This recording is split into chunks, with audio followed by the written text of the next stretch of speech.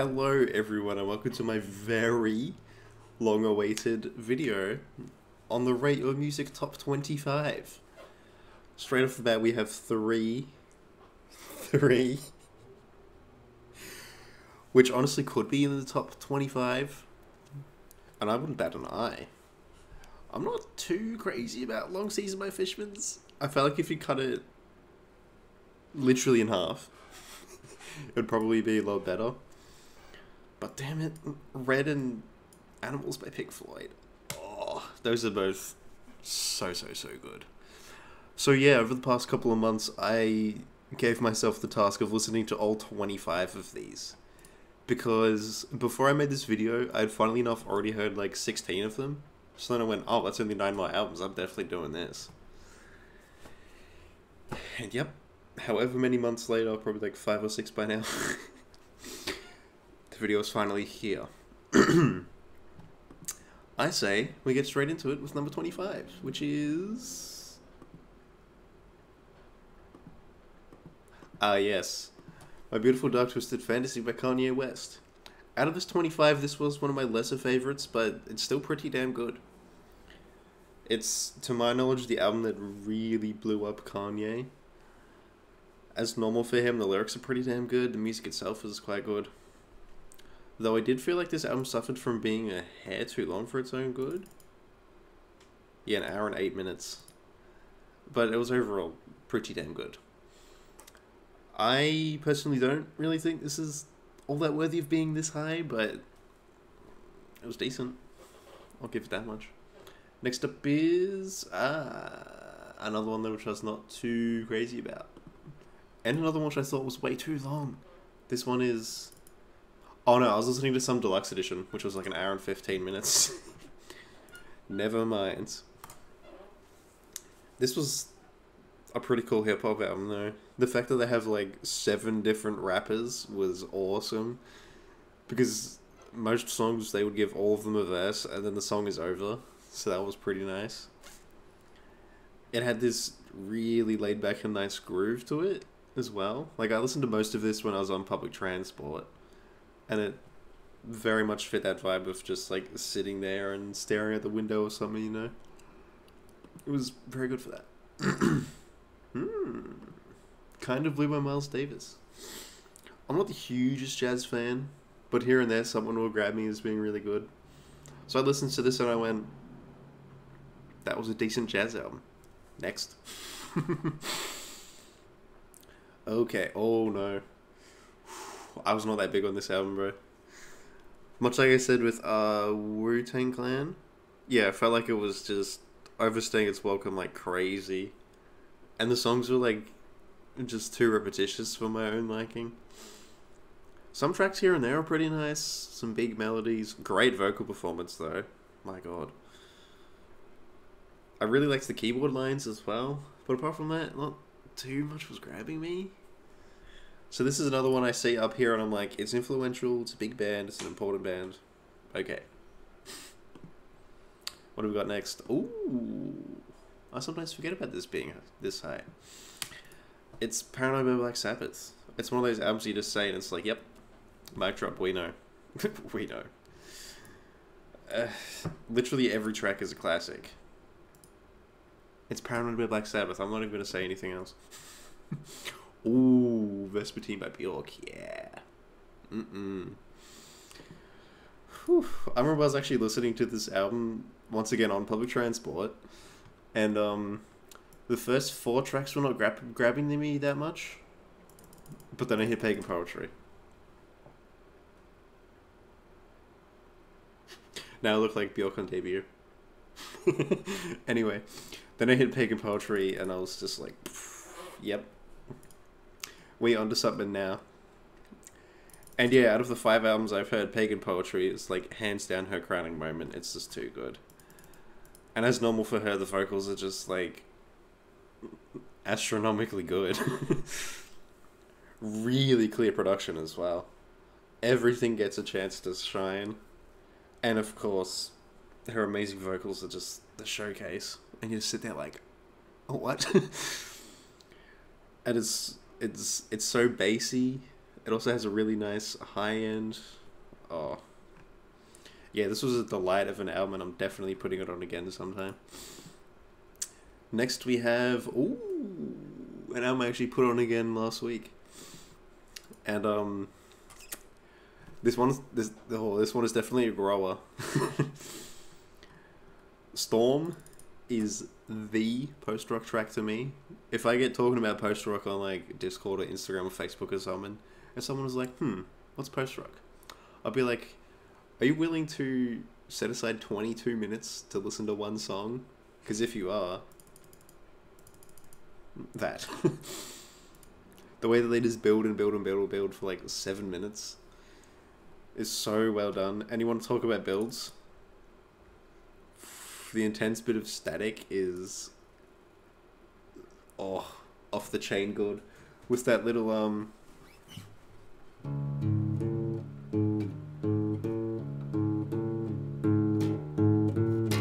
that little bit getting just looped and looped and looped and loops for like 9 minutes, I think, and then it finally crashes and you just sit there like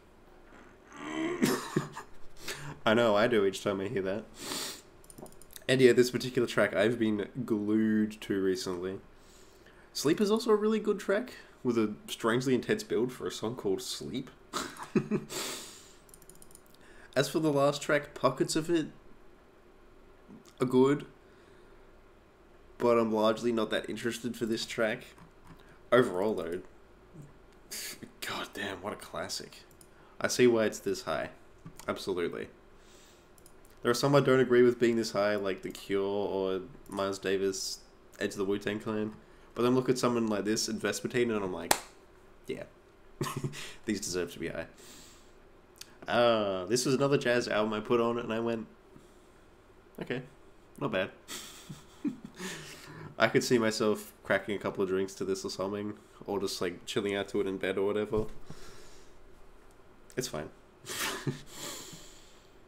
Oh boy. I've only heard this Beatles album once,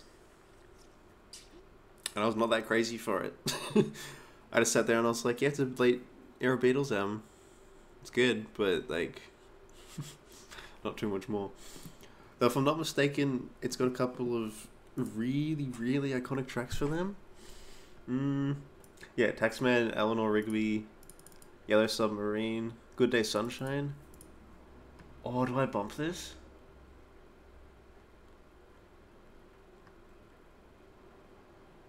No.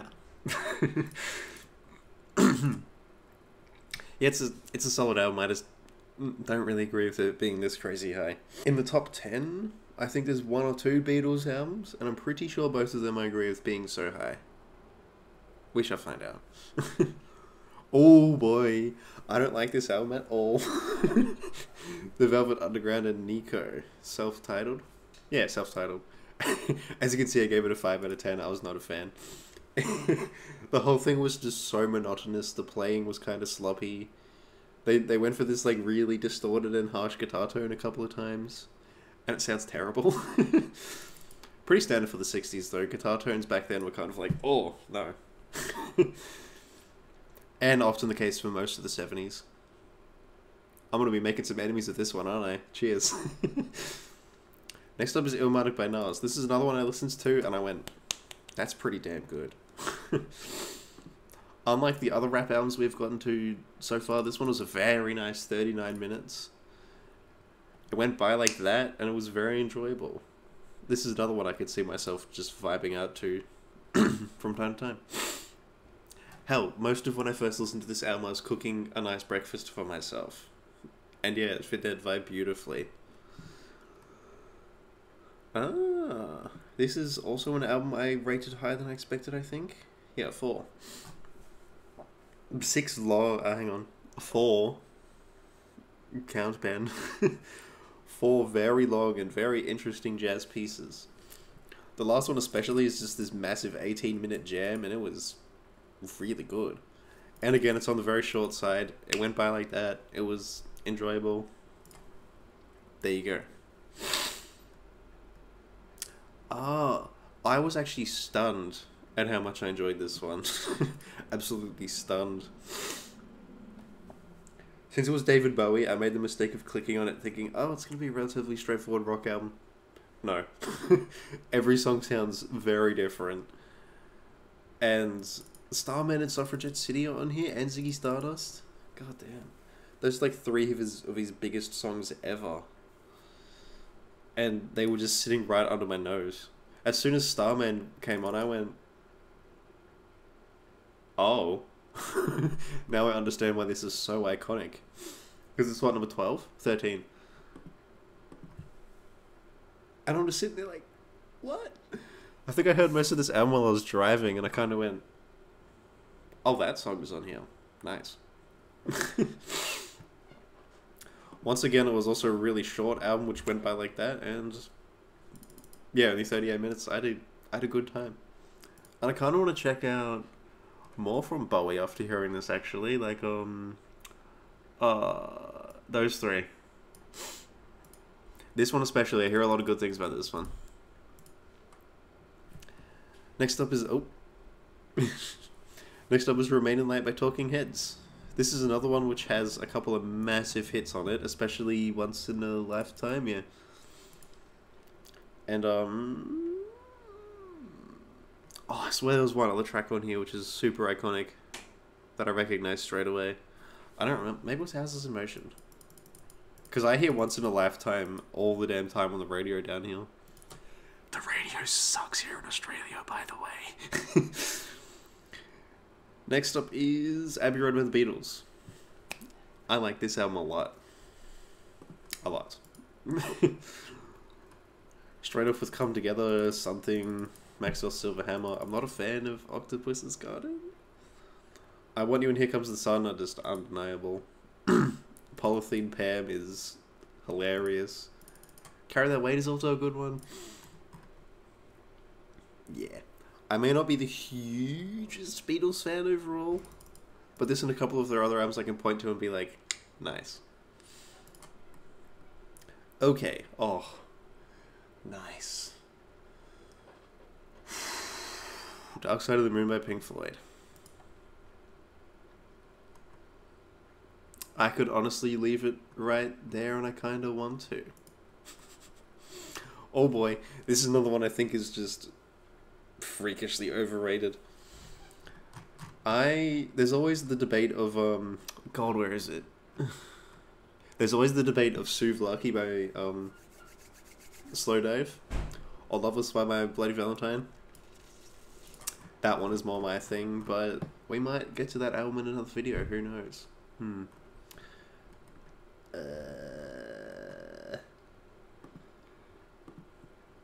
Oh. While I love the opening track of this album and a couple more, a lot of it is this kind of like really dreary and ambient, which is soothing. Don't get me wrong. And it's definitely a very relaxing album. It's an album you can just kind of toss on and do your own thing. Hell, last time I listened to this album, I was going through my drawers to find clothes I don't want anymore. And yeah, it's just got this nice and comfy groove to it, you know. But in my opinion, it doesn't offer a whole lot else. Wait, I could have sworn I had this album at only a 6. Yeah, I might as well bump it. Like, it's an album I put on. I've listened to it 3 times now, I think, and all 3 times I just kind of went, it's good. You know? Ooh, now we get to one I like a lot. Yeah.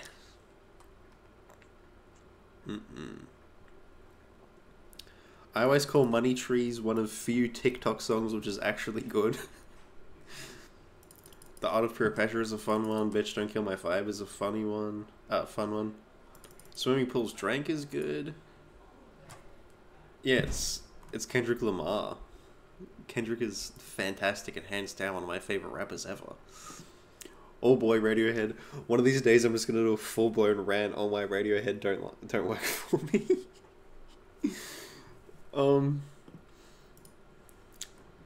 I believe this album came out after OK Computer. Yes. And people were expecting them to come back with something big and rocking and weird once again. And this album is only one of those descriptors. because this album is weird. First of all, Everything in Its Right Place might be my favorite Radiohead song. And these three also grab me a fair bit as well. But apart from that, I'm kind of like... I still give it a 7 just because of how strong those particular songs are, especially this one. I kind of want to put it on right now. That's how much I like it. That's how much I like it. Words, Ben. And like I said, I might save my rant for why Radiohead don't work for me in a long time. Sometime in a while. But next up is Court of the Crimson King. Wow. Court of the Crimson King. By King Crimson. This is another one with like Dark Side of the Moon where you just say the name and it's like... Duh. Once again, very short and to the point, only 5 songs. And all 5 of them are really good. One thing that I always found funny about this album is how thin the drums sound. Like the snare drum is literally just like... And that's it. With the weird production aside, it's just fantastic, man. I want the artwork which gets memed to death. Come on, that's just gold. And of course, 21st Century Schizoid Man is now a huge meme song. Another meme song which is actually good. Yes. And yeah, it's a classic. I kind of want to listen to it again now that I've mentioned it.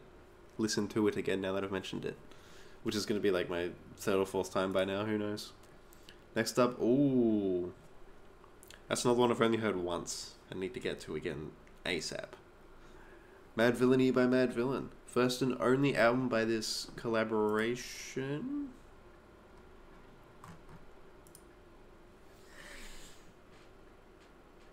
Yeah, that's right. MF Doom on vocals and then Madlib handling everything else.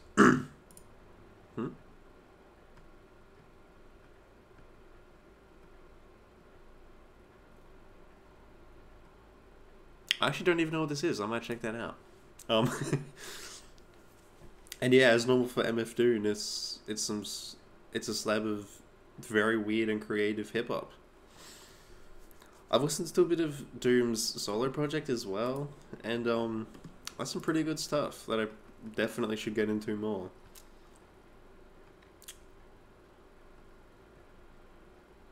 Yeah, like Operation Doomsday or Food. Those are both I want to get to at some point. Wish You Were Here by Pink Floyd, which I think is my 2nd or 3rd favorite Floyd album. We all know what my favorite is at this point. Close the door, boy. Full A. Yeah. Yeah, Wish You Were Here by Pink Floyd. Absolute stone cold classic. Every single track is a banger. Every single track is a mandatory listen for rock fans. And the giant suite of Shine On You Crazy Diamond. Too good. Too good. Next up, I might as well just bunch these two together. 2 Radiohead albums in a row in the top 10. Once again, there are certain songs on both, which I really enjoy, but the overall album just does not work for me that much. I've heard OK Computer like 6 times by now, and I still only really find myself caring about the first 2 tracks, which, by the way, 2 of my favorite songs ever. And I kind of want to pinch the riff from Airbag for like a grindcore or death metal song one day. Like I want to take the opening and really speed it up, so it's like so instead of that, it's like I reckon that could sound really cool. No Surprises is a classic. Karma Police is a classic. Exit Music for a Film is a classic. Then after that, nah. But number 1 happens to be my favorite album of the R.I.M. Top 25 as well. I've mentioned this album a handful of times in my videos, and I think it's the best rap album ever made. The album is just straight up banger after banger. The story it tells is top tier. Kendrick Lamar, as always, giving some of the best lyrics in all of music.